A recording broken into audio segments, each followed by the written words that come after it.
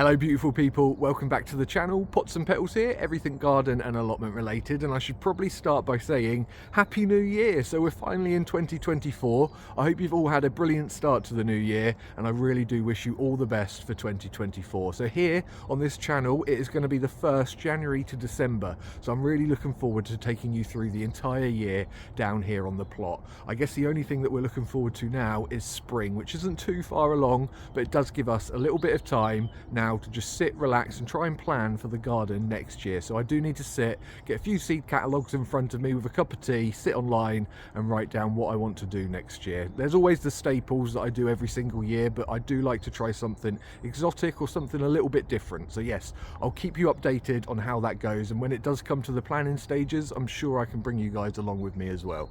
So it's Saturday morning down here, and although there's not a frost, I'll tell you what, it is rather nippy. So we're going to build a little fire in a minute, just so that we've got somewhere nice and warm to escape in between the jobs. And I did take a little walk down to the front gates, and I can see that we've got some more horse manure and also some rabbit bedding. So I'm going to bring a couple of barrow loads up, just so that I can pop it somewhere to rot down, and then we can start to use that on the beds, because that is going to be full of lots of nutrients. Now there is one big job that I need to get done today. So here in the UK, probably beginning of the week, Monday, Tuesday, we had horrendous gale force winds. I'm talking 60, 70 miles per hour.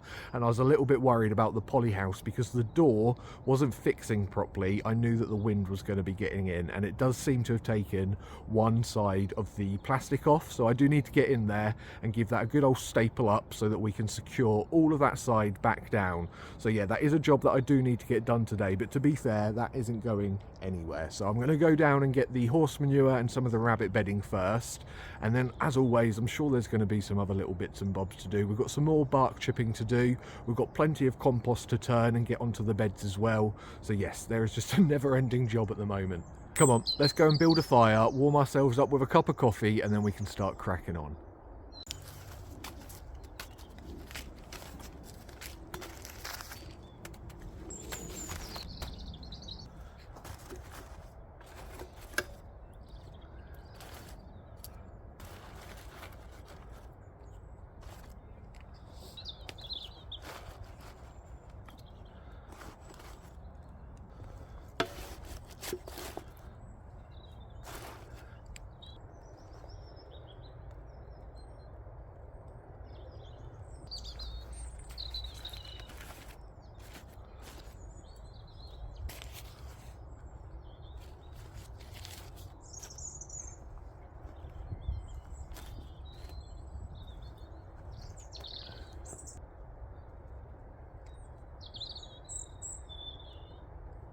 So this down here is the pile of horse manure that I got about a month ago, so that has started to rot down, and the plan is that I want to put it over onto this bed over here, because that is going to be the asparagus bed next year. So we haven't planted them just yet, but we'll plant those crowns sort of come April time. So I think what I'm going to do is I'm going to move this pile onto the bed, and then we can go and get some more horse manure and some of the rabbit bedding, and then we've got somewhere to pile it up. So yeah, let's get this little job done first.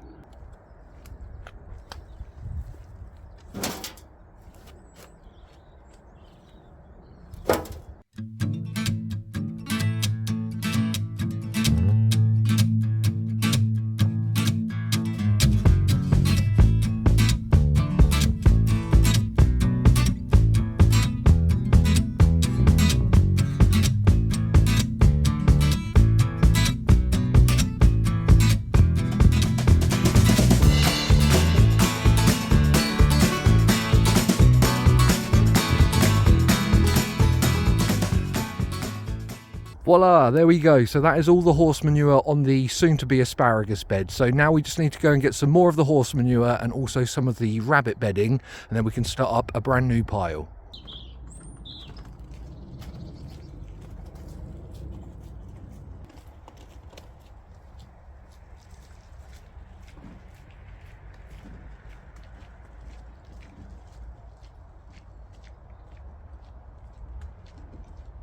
So this is what I've been getting excited about. Now, because I only come down here at the weekends, a lot of this manure gets taken up during the week, and somebody has just emptied this out, so there isn't a huge amount of the horse manure left, but we'll probably get a small bucket full of that. And then over here we have got the rabbit droppings and the rabbit hay and bits and pieces, so we'll get a couple of barrow loads of that. Now, the great thing about this stuff is that rots down a lot quicker than the horse manure, so this will probably go straight onto the beds, because come springtime that would have all rotted out. So yes, let's get a few barrow loads of this and see if I can fill up that small bucket with the rest of that horse manure.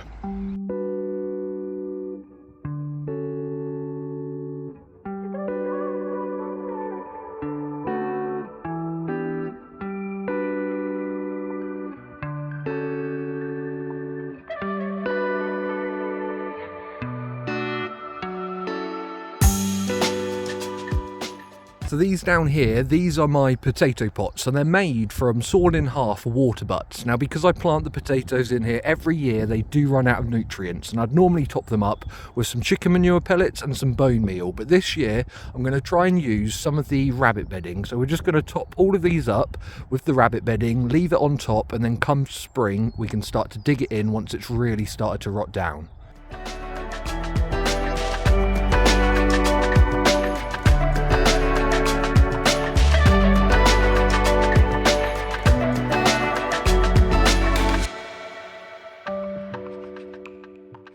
Oh dear, so I've just come down to come and get another barrow load of the rabbit bedding, but look, it's already gone. So I was going to do a barrow load of the wood chipping, but that has just started to rot down too much, so that is no good for the paths either. So I think we're going to have to go back to the plot empty-handed, guys.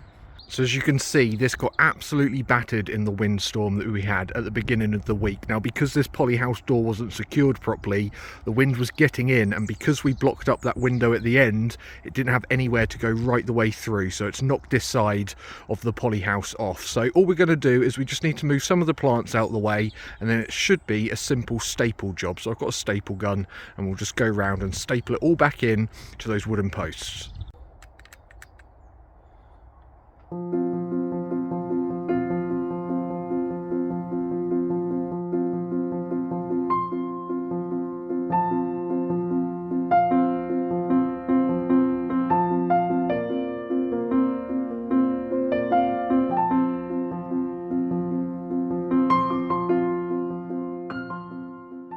There we go, that looks as good as new. Now we really must try and fix this door, so I need to buy some more of the Velcro and some super glue as well, and then come springtime or just before, we'll give this all a real good clean over, just so that we can get maximum light levels inside that polyhouse. Everything looks absolutely fine inside the polyhouse. As you can see, I've still got it on the floor because I was waiting for the paint to dry on this bench, and I do need to give it one more coat, which is something that we'll probably do tomorrow, and then we can move all of those plants onto the bench away from the slugs.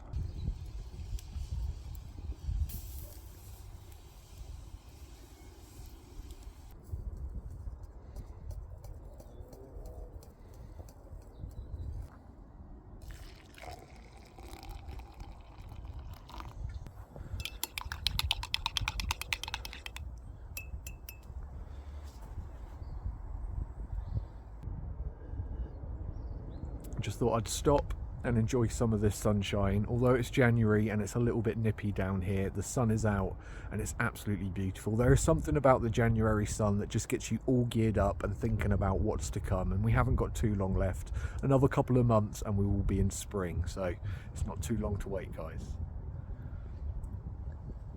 Now, we managed to get some carrots for the roast dinner on Christmas Day, but I do just want to clear this bed. Now, a lot of them have started to rot out, so we might just only end up with a few carrots, but let's get this cleared ready for spring.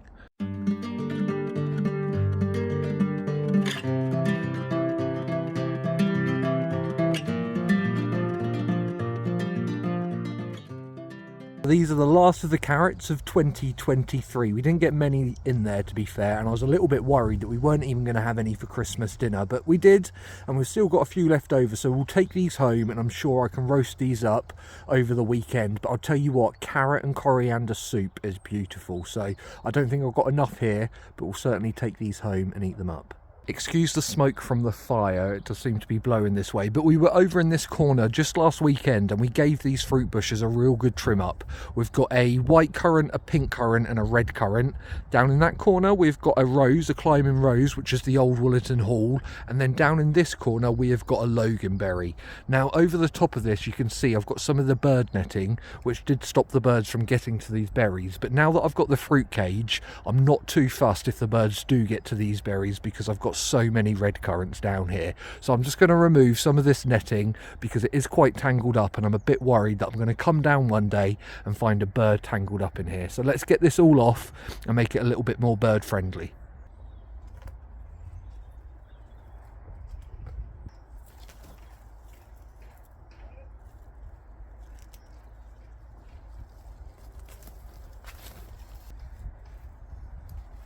I don't think this little guy should be out. He should be hibernating somewhere. I think I might try and move him and find him a nice little warm spot underneath some leaves down in the wildlife area.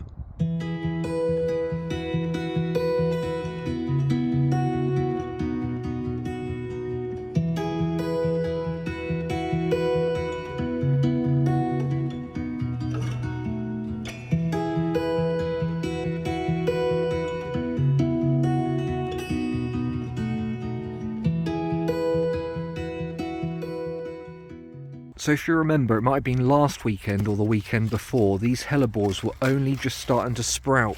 But look, we're already starting to get the little bloom heads on there, so they've got another week or so before they really start to open, and they should grow another few inches taller anyway.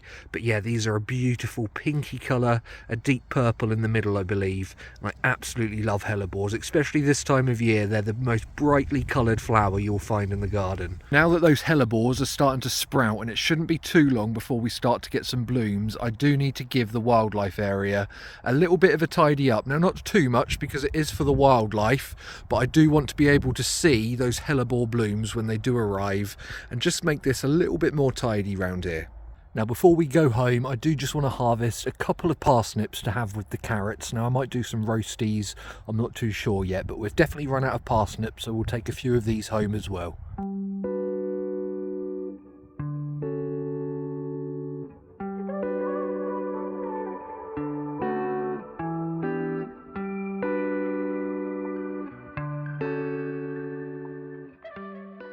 So we've got quite a few of these healthy parsnips. Now I did manage to fork one of them, so I have to pop that on the compost heap.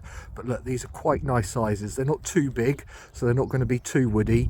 They're just the right size. So we'll take these home for either a nice parsnip soup, or we can roast these off with the carrots and maybe some potatoes as well with some seasoning, and that'll make a lovely side. So that is all we've got time for today, folks. I've just realised that little Robin hasn't shown his face today. I've definitely heard him singing up in the trees, and we've also had the long-tailed tits come into the garden as well. Now, they're quite shy little birds, so I haven't been able to get any footage of them, but I will try and get something over the next few weeks because they do like to come and visit the plot over the winter and the springtime. But today we have managed to get a few jobs done, and the main one was to sort out that polyhouse because it got battered in those winds. So that should see us through for the whole of next year now. So I am going to be back down here tomorrow for another adventure down on the plot. So I've got the bench in the polyhouse and that needs its final coat of yellow paint, so I want to get that done tomorrow.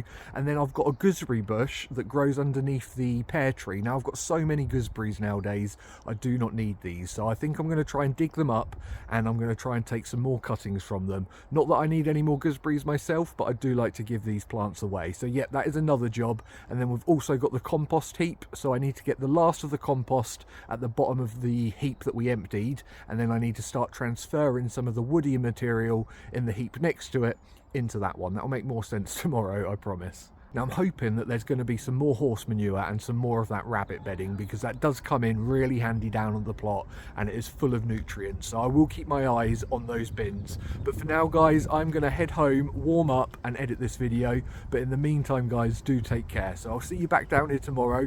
Don't forget to subscribe, like, comment, all of that good stuff. And I'll see you all very soon. So take care, guys. See you later. Bye bye.